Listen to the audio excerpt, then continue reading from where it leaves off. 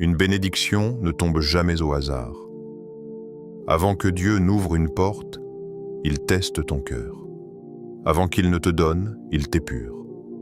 Et si les difficultés que tu traverses aujourd'hui étaient en réalité les signes que ta bénédiction approche, reste attentif.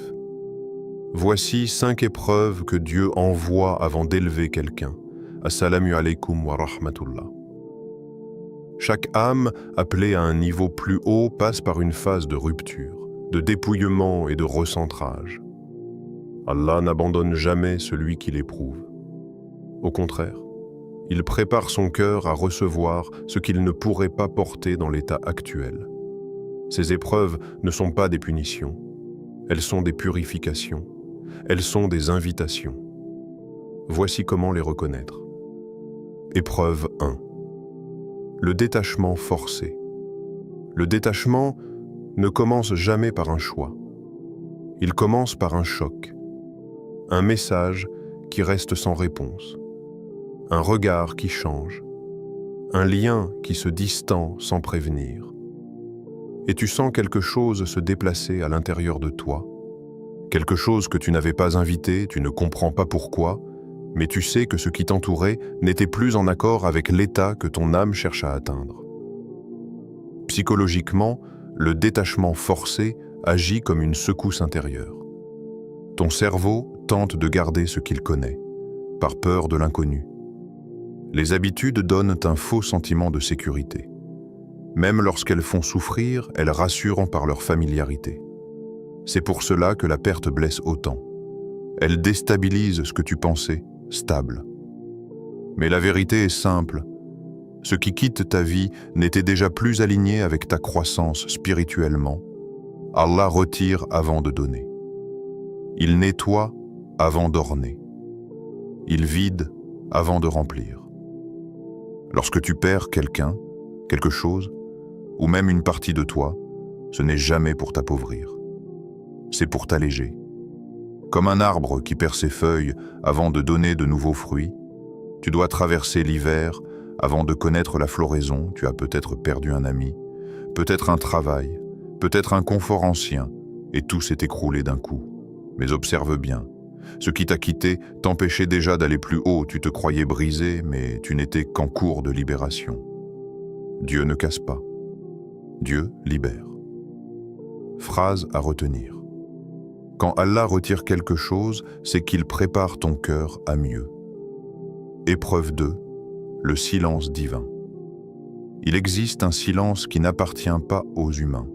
Un silence qui ne juge pas, qui ne rejette pas, mais qui pèse. Un silence qui te fait te questionner, revoir ton cœur, écouter ce que tu ignorais jusqu'ici. Le silence divin. Il n'éteint rien en toi. Il amplifie ce que tu dois entendre. Dans la psychologie humaine, ce silence active l'inconfort. Le cerveau déteste les zones d'incertitude. Quand tu ne reçois plus de réponse, ton esprit crée des scénarios, amplifie l'angoisse, te fait croire que tu es abandonné. Pourtant, c'est exactement dans ce vide apparent que ton mental commence à s'apaiser. L'absence de réponse t'oblige à ralentir, à réfléchir, à t'écouter réellement. C'est un espace d'auto-reconstruction forcée. Spirituellement, le silence d'Allah n'est jamais une absence. Même le prophète a connu des moments où la révélation se suspendait. Ce n'était ni une punition, ni un rejet. C'était un temps d'éducation spirituelle, un temps où Allah formait son cœur à une mission plus grande. Le silence divin est un enseignement discret, une lumière cachée. Il ne dit rien, mais il travaille tout. Dans ta vie, tu as certainement fait dua encore et encore. Tu as demandé une réponse, un signe, une délivrance. Rien n'est venu. Et juste quand tu pensais être oublié, une porte s'est ouverte. Exactement au moment où ton cœur avait enfin atteint l'humilité et la lucidité, nécessaires pour recevoir la réponse. Phrase à retenir. Le silence de Dieu n'est jamais un refus. C'est un délai pour te fortifier. Épreuve 3. La lutte intérieure. Il y a une bataille que personne ne voit. Une bataille silencieuse, sans témoin, sans applaudissements.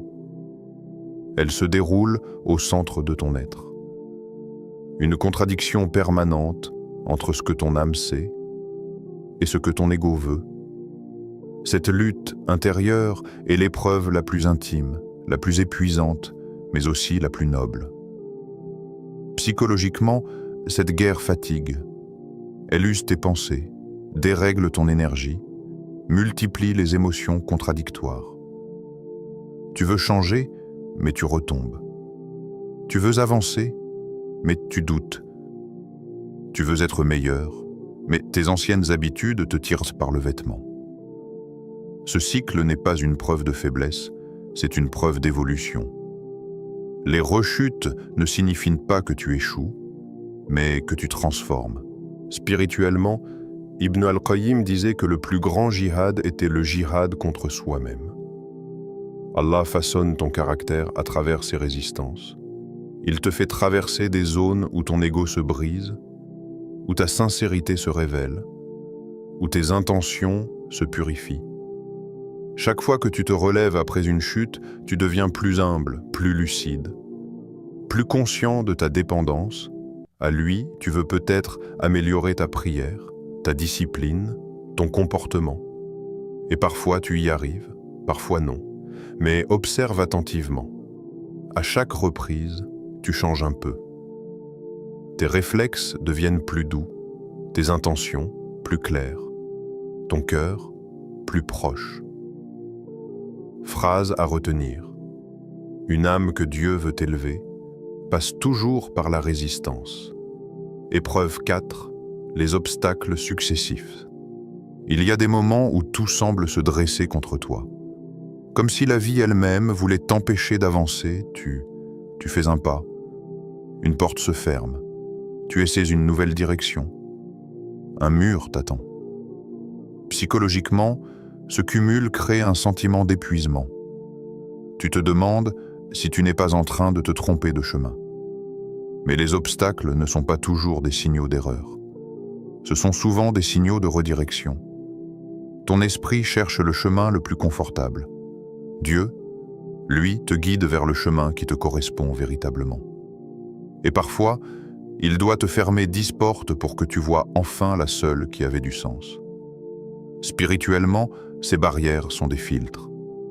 Allah ne bloque jamais un chemin en protéger ton cœur d'un danger que tu n'aurais pas vu. Les non successifs sont souvent des « pas ici, pas maintenant, pas pour toi ». Tu crois être ralenti, mais tu es protégé. Tu crois être perdu, mais tu es guidé dans ta vie. Tu as peut-être vécu des refus, des échecs, des imprévus. Mais regarde bien. Tout t'a ramené vers un point précis. Celui qui t'attendait depuis le début. Celui qui était écrit pour toi. Phrase à retenir. Les obstacles d'aujourd'hui sont les protections de demain. Épreuve 5. La solitude imposée. La solitude imposée n'est pas un simple isolement, c'est une mise à nu. Une invitation silencieuse à te retrouver, à te confronter à toi-même, à écouter ce que tu avais ignoré pendant des années. Lorsque tout se tait autour de toi, ton âme commence à parler. Psychologiquement, la solitude active une lucidité particulière. Ce n'est pas l'absence des autres qui te blesse, mais la présence soudaine de toi-même. Tu découvres tes peurs, tes habitudes, tes blessures, tes besoins réels. Ce face-à-face intérieur est inconfortable, mais il réorganise ton identité en profondeur. Spirituellement, les plus grands serviteurs d'Allah ont connu la solitude avant l'élévation. Moïse dans le désert, Younous dans le ventre de la baleine, Joseph dans la prison, Muhammad dans la grotte de Hira. La solitude est un atelier divin, un lieu où Allah enlève les illusions, polit le cœur et prépare l'âme à recevoir une lumière plus lourde. Dans ta vie, tu t'es peut-être senti mis à l'écart, mis de côté, séparé du bruit du monde, et tu as cru que c'était une punition. Mais avec le temps, tu comprends que ce silence autour de toi a clarifié ton regard, que ce recul a purifié tes intentions, que cette mise à l'écart était un passage, pas une fin. Phrase à retenir. La solitude n'est pas un vide. C'est un endroit où Dieu parle plus fort. Chaque épreuve n'arrive jamais seule. Elle s'enchaîne comme des vagues, et si tu observes bien, elle ne te frappe pas au hasard. Elle te façonne dans un ordre précis. Il y a un rythme dans la manière dont Dieu t'éduque, une progression subtile que tu ne remarques qu'en regardant en arrière. Quand une épreuve te secoue, ne fixe pas ce qui s'est brisé. Regarde plutôt ce qui s'est déplacé en toi. Regarde ce que ton âme a gagné en profondeur, en lucidité, en patience. Les pertes ne sont pas toujours des amputations, ce sont parfois des ouvertures invisibles. Et chaque fois qu'une porte s'est fermée, quelque chose en toi a appris à respirer autrement. Chaque phase prépare la suivante, mais sans jamais te le dire. Tu ne sais pas que le détachement prépare le silence, que le silence prépare la lutte intérieure, que la lutte intérieure prépare les obstacles et que les obstacles préparent la solitude. Cette solitude qui, paradoxalement, te ramène vers Dieu plus intensément que n'importe quelle compagnie humaine. Il y a un fil qui relie chaque étape. Un fil que tu ne vois pas, mais que ton cœur ressent. Une progression lente, patiente, presque artisanale. Tu n'es pas en train de passer d'un état à un autre. Tu es en train d'être guidé d'un degré à un degré plus élevé, avec une précision que seule la sagesse divine peut concevoir. Et lorsque tu te demandes pourquoi tout cela se produit maintenant, pourquoi de cette manière, pourquoi avec cette intensité, rappelle-toi que chaque difficulté t'entraîne vers la bénédiction qui te correspond, pas celle que tu imaginais. Rien n'est aléatoire, rien n'est gratuit.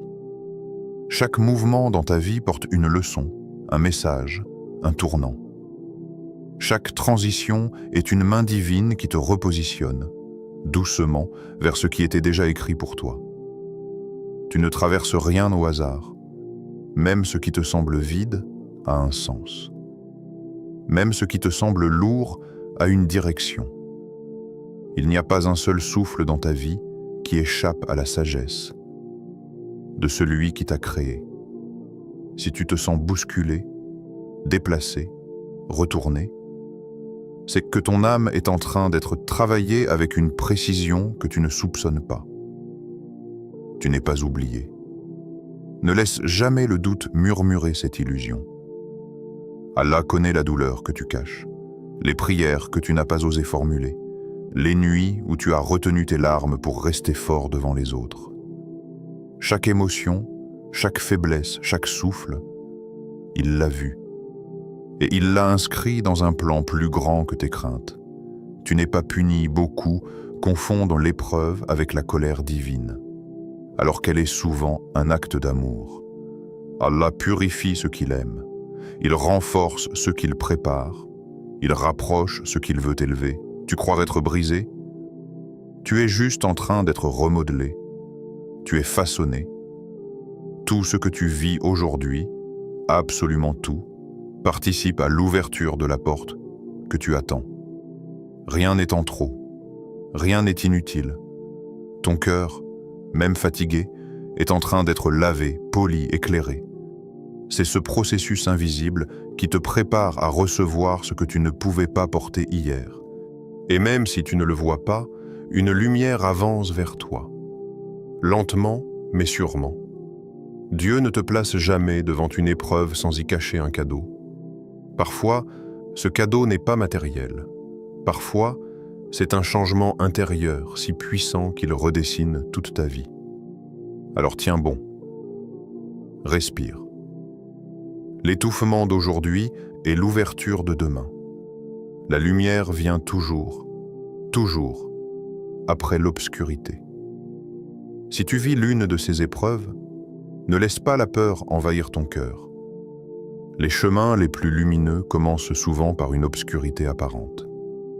Lorsque tout semble se resserrer autour de toi, Rappelle-toi que l'histoire que Dieu écrit pour ton âme ne se termine jamais dans l'étouffement. Ce que tu perçois comme une impasse n'est qu'une transition, un pont que tu ne reconnais pas encore.